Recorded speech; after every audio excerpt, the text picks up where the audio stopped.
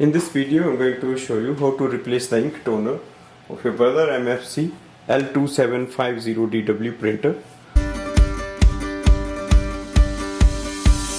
Now, first step is to switch on the printer, open the front door, remove the ink toner, slide it out. Now you can just press this lock, green lock, it will take the ink toner out.